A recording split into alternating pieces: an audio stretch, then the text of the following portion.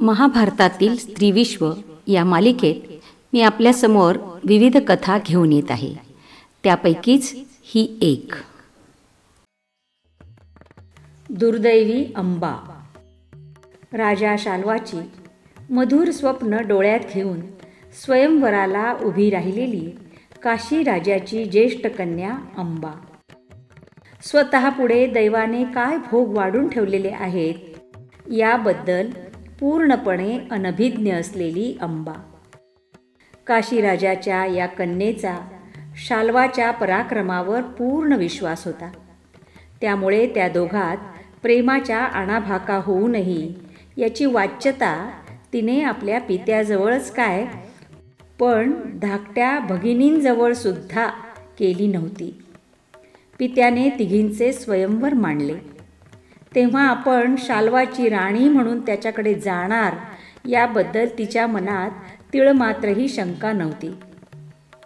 तिच्या दुर्दैवाने भीष्म स्वयंवर मंडपात हजर झाला आणि सुरू झाली एका जन्मजन्मांतरीची सूड कथा. भीष्माने ब्रह्मचर्याची प्रतिज्ञा केलेली होती. त्यामुळे वृद्धत्वाकडे झुकलेल्या ब्रह्मचारी भीष्माचे तेथे येणे राजमंडळाला रुचले नाही. त्यांनी टर उडवायला सुरुवात केली. महाप्रतापी भीष्माला हा अपमान सहन होणे शक्यच नव्हते. चिडून जाऊन त्याने तिन्ही राजकन्यांना आपल्या रथात कोंबले व रथ वळवला तो हस्तिनापुराच्या दिशेने. राजांनी त्याच्याशी युद्ध करण्याचा प्रयत्न तर केला, परंतु त्याच्या शरवर्षावात कुणीही टिकाव धरू शकला नाही. शाल्वाने पाठलाग करून त्याच्याशी युद्ध करण्याचा प्रयत्न तर केला, परंतु भीष्म पराक्रमामुळे तोही नामोहरम झाला व त्याच्या सुदैवाने भीष्माने त्याला जीवदान दिले. भीष्म या तिघींना घेऊन हस्तिनापूरला गेला. तो आपल्या लाडक्या बंधूंसाठी, कुरुकुलाच्या एकुलत्या एक वारसासाठी विचित्रवीर्याकरिता एक सोडून 3 वधू घेऊन आला होता. सत्यवतीच्या परवानगीने त्याने विवाह सोहळ्याची तयारी करायला सुरुवात केली. इतका वेळ मूग गिळून गप्प बसलेली अंबा आपला सर्व धीर एकवटून व स्त्रीसुलभ लज्जेला दूर सारून भीष्माला म्हणाली, आपण धर्मज्ञ आहात. मी व शाल्वराजाने परस्परांना वरले आहे. माझे शाल्यावर प्रेम असताना इतर कुणाशीही विवाह करणे मला इष्ट वाटत नाही. तेव्हा सर्व गोष्टींचा विचार करूनच आपण योग्य तो निर्णय घ्या. हे कळल्यानंतर भीष्म तिचा विचित्रवीर्याशी विवाह करून देणे शक्यच नव्हते. भावाचे हित त्याच्याकरता सर्वात महत्त्वाची गोष्ट होती. भीष्माने सर्वानुमते तिची पाठवणी करण्याचे ठरवले. भीष्माच्या धर्मभावनेला हात घालण्यात अंबेचे चातुर्य दिसते, परंतु क्रोधाने तिच्या मनाचा कब्जा घेतल्यानंतर तिच्यात चातुर्याचा लवलेशही शिल्लक राहत नाही. भीष्माने तिला राजकन्येला शोभेचा सरंजाम देऊन पूर्ण मानाने शाल्वाकडे पाठविले तर खरे, परंतु आपले प्रेम सफल होणार हा अंबेचा आनंद क्षणभंगूर ठरला. तिला बघून शाल्वाला आश्चर्याचा धक्काच बसला. तो तिला म्हणाला, भीष्माने सर्व राजांना पराजित करून तुझा हात धरून तुला रथात नेले तेव्हाच तुझा आणि माझा संबंध संपला. तू येथून पाहिजे तेथे जा. माझ्या हृदयात आणि राजवाड्यात आता तुला स्थान नाही. शाल्वाचे हे बोलणे अंबेच्या मस्तकावर वज्राच्या प्रहारासारखे कोसळले. तिने त्याला परोपरीने समजावण्याचा प्रयत्न केला. ती शरीराने आणि मनानेही निष्कलंक असण्याची तिची शपथपूर्वक ग्वाही खचत असली तरी सतत केलेली आर्जवे याचा कशाचाही परिणाम शाल्वावर झाला नाही. त्याचा पुरुषी अहंकार आडवा आला. स्वतःची प्रतिष्ठा, स्वतःचे कुळ आणि लोकापवाद यांना अधिक किंमत मिळाली. त्यापुढे मनापासून केलेले अंबेचे एकनिष्ठ प्रेम निष्प्रभ ठरले. अव्हेरलेल्या मानी स्त्रीची जी अवस्था होईल तीच अंबेची झाली. तिचे दुर्दैव पर्व सुरू झाले. स्वप्नभंगाचे हे दारुण दुःख त्या मानिनीला असह्य वाटावे यात नवल ते काय.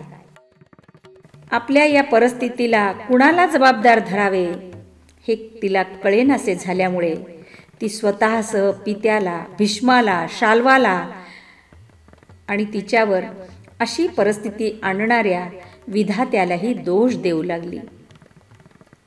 नैराश्याच्या गर्तेत कोसळलेल्या या नवयुवतीला वेड लागले नाही हेच आश्चर्य. पण शेवटी आपल्या सर्व नाशाचे मूळ भीष्म आहे या निर्णयाप्रत ती येते व त्याचा एनकेन प्रकारेन सूड घेण्याचे ठरविते. युद्धात तो अजेय आहे हे माहिती असल्यामुळे ती तपश्चर्येचा आधार घेते. जगण्याचा एकमेव आधार पराकोटीचा भीष्मद्वेष. ती वनात तापसांच्या बरोबर राहून तपश्चर्या करण्याच्या विचारात असताना तिचे मातामह राजा होत्रवाहन तिला भेटले. तेव्हा माझा मित्र परशुराम आहे, त्याचा शिष्य भीष्म असल्यामुळे त्याला आपण भेटूया असा सल्ला त्यांनी तिला दिला. तेव्हाच परशुरामाचा शिष्य अकृतव्रण त्यांना भेटला. त्याने अंबेच्या संतापाच्या अग्नीत तूप सोडून तिची खात्री पटवून दिली की तिचा खरा शत्रू भीष्मच आहे, त्याचाच तुला सूड घ्यायचा आहे. आधीच अंबा सारासार विचार गमावून बसलेली होती. तेव्हा तिच्या भीष्मद्वेषावर आणखी जालीम पुट चढली. परशुराम भेटताच तिने त्यांना सांगितले, हा भीष्मच अत्यंत नीच आहे व स्वतःला अजिंक्य समजतो, तेव्हा तुम्ही त्याला धडा शिकवाच. परशुरामाला वाटले भीष्म आपला शिष्य आहे, तेव्हा तो आपल्या शब्दाबाहेर जाणार नाही. त्याने भीष्माला अंबेशी विवाह करण्याचा दिलेला सल्ला भीष्माला मानवला नाही.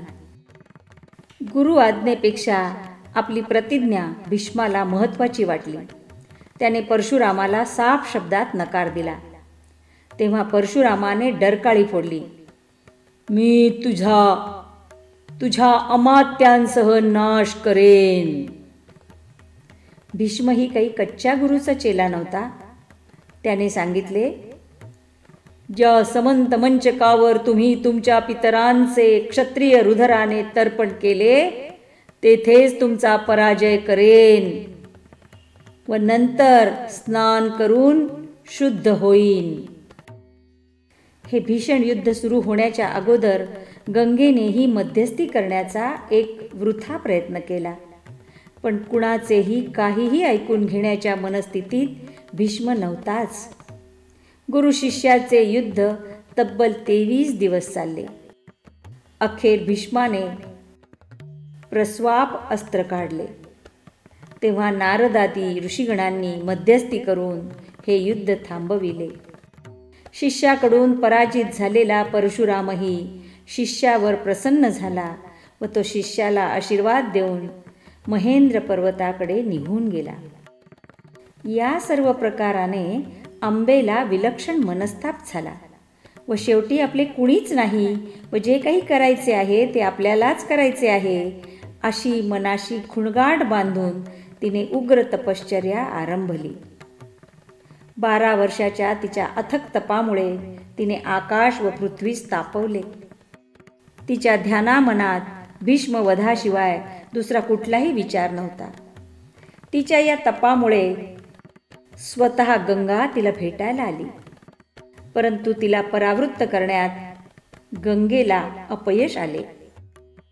काहीही समजून घेण्याच्या कितीतरी पलीकडे अंबा गेली होती.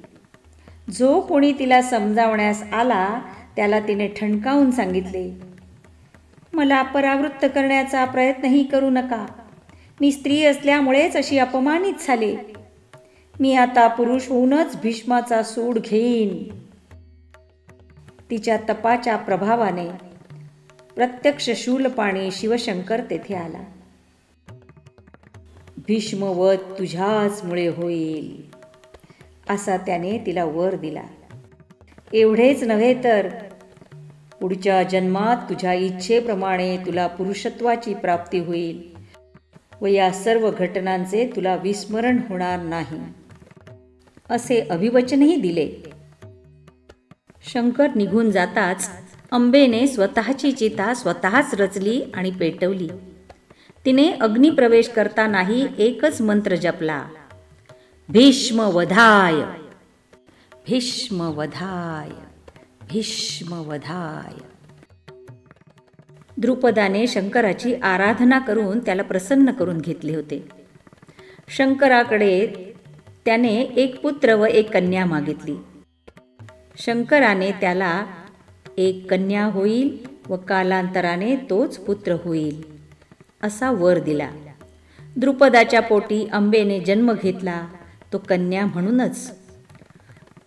ती पुढे पुत्र होणार आहे अशी खात्री असल्यामुळे त्याने तिला पुत्राप्रमाणेच वाढविले व कन्या झाल्याची कुठेही वाच्यता केली नाही.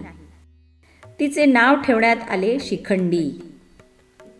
एवढेच काय, पण तिचा विवाह देखील दशार्ण दिशापती हिरण्यवर्माच्या कन्येशी करून दिला. पतीचे गुपित पत्नीला कळाल्याशिवाय थोडेच राहणार. राजकन्या संतापली व तिने आपल्या पित्याला निरोप पाठविला. भडकून हिरण्यवर्माने द्रुपदावर स्वारी केली. आपल्या वडिलांवर आपल्यामुळे ही नामुष्कीची वेळ आली या जाणीवेने विद्ध होऊन ती रानात निघून गेली. तिथे तिला स्थूणकर्ण नावाचा यक्ष भेटला. तिची हकीकत ऐकून त्याला तिची दया आली व त्याने तिच्या राज्यावरील परचक्र टळेपर्यंत तिला आपले पुरुषत्व देण्याचे मान्य केले. शिखंडी उसने पुरुषत्व घेऊन नगरात परतला व तो पुरुषच असल्याचे सिद्ध केले. हिरण्यवर्माने लेकीचीच कान उघाडणी केली. तो परत गेल्यानंतर शिखंडी आपले पुरुषत्व परत करण्याकरिता वनात आला.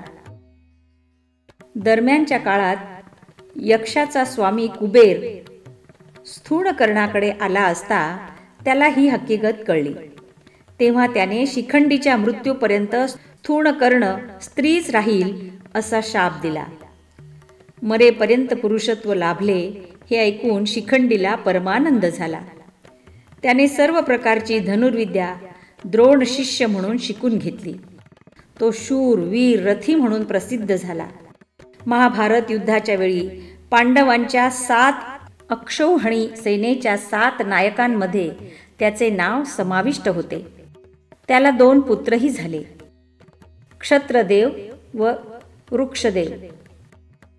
दोन्ही पुत्र महाभारत युद्धात पांडवांच्या बाजूने लढले. क्षत्रदेवाला दुर्योधन पुत्र लक्ष्मणाने ठार केले. शिखंडी पूर्वजन्मीच काय, पण या जन्मी सुद्धा स्त्री म्हणूनच जन्माला आला होता हे भीष्माला माहिती होते. त्यामुळे शिखंडीच्या शूर योद्धा म्हणून ख्याती पावण्याशी त्याचे काही देणे घेणे नव्हते. क्षत्रिय स्त्रीवर कधीच हात उचलत नाही अशी भीष्माची धारणा होती.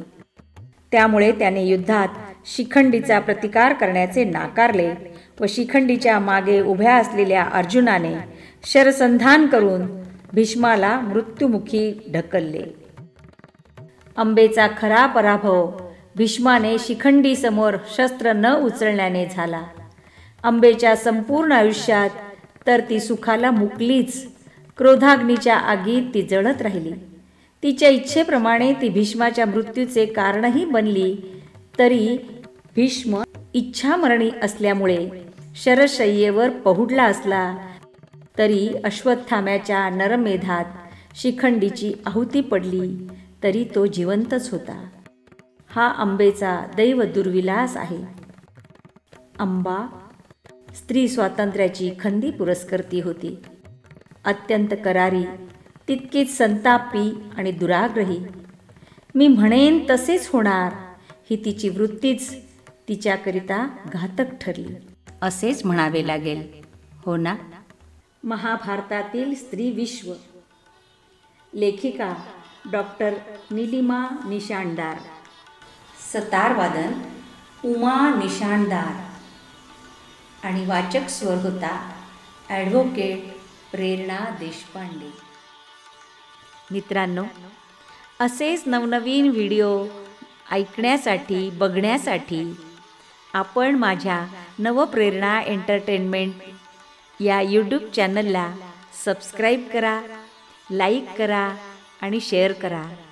तुमची ही छोटीशी कृती मला खूप आनंद देते आणि नवनवीन व्हिडिओ बनवण्याची प्रेरणा देते. धन्यवाद.